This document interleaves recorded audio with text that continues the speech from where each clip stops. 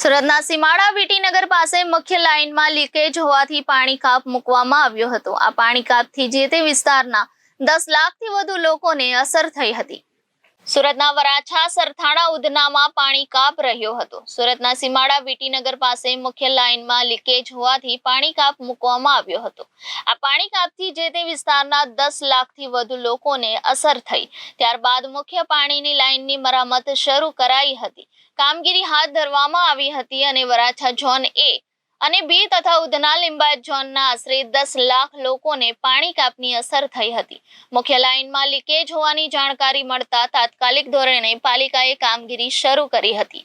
કુણાલભાઈ, પાણીને લઈને કાપ છે સુરતમાં અલગ અલગ જગ્યાએ, તમારા વિસ્તારમાં કઈ રીતની પરિસ્થિતિ? સુરત શહેરમાં વરાછા વિસ્તાર, વરાછા AB ઝોન એટલે કે સરથાણા, વરાછા, ઉધના અને લિંબાયત, આ 4 ઝોનમાં પાણી કાપ જે છે શિડ્યુલમાં આવ્યું છે। જેનું કારણ છે કે DGVCL દ્વારા સીમાડા બાજુની એક લાઇનનું શટડાઉન થવાનું છે।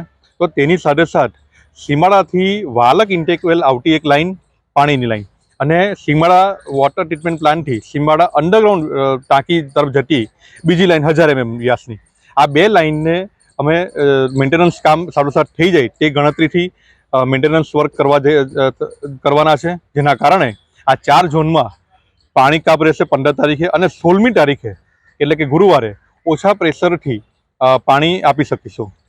કેટલા લોકોને તકલીફ પડશે આ પાણી? અંદાજિત આ મેન્ટેનન્સ વર્કથી અંદાજિત 10 લાખ લોકોને આ અસર થશે અને ગુરુવારે રાબેતા મુજબ અમે શરૂઆત કરશું પાણી આપવાની, અને તેને મેન્ટેનન્સ કાર્ય પૂર્ણ થયું હોય તો ગુરુવારે એવી શક્યતા રહે કે ઓછા પ્રેશરથી, દબાણથી પાણી આપી શકાય।